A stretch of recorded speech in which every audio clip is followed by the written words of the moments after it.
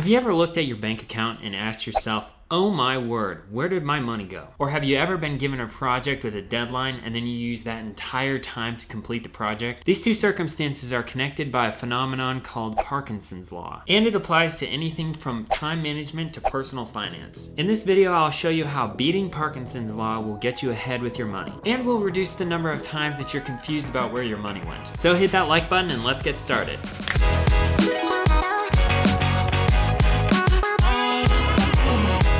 Hello there, my name is Caleb and my goal is to teach you financially what you may have not been taught in school. I'm truly honored that you're here. I remember when I was in college approaching my final for my class of thermodynamics. Our professor told us that we would have 1 hour and 15 minutes to finish the test. The test started and I began pounding, sounds like I'm from the South, pounding out the problems. I was pacing myself well for the amount of time given so that I would at least hit every problem before we had to turn in our test. 5 more minutes, 4 more minutes, 3 more minutes. Not a perfect test, but I figured I'd do okay. However, an hour and 15 minutes came and went and our professor never told us that we had to turn in our tests. In fact, for the next 30 minutes, he let us continue working on our tests. And so I went back to the problems that I wasn't sure about, checking all the answers before I had to turn them in. This is a real life example of Parkinson's law, indirectly started by Cyril Parkinson. Cyril Parkinson?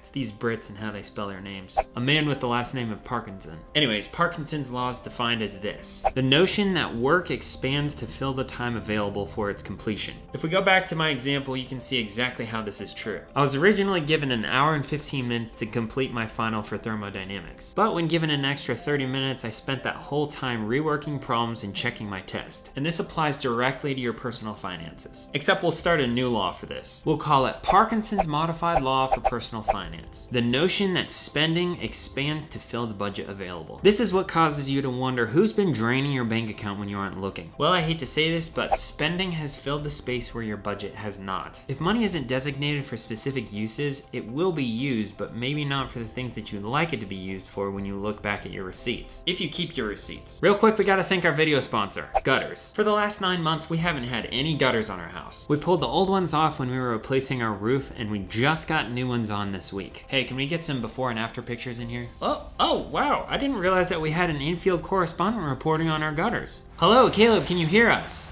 Hey Caleb, I'm out here next to your house, checking out your gutters.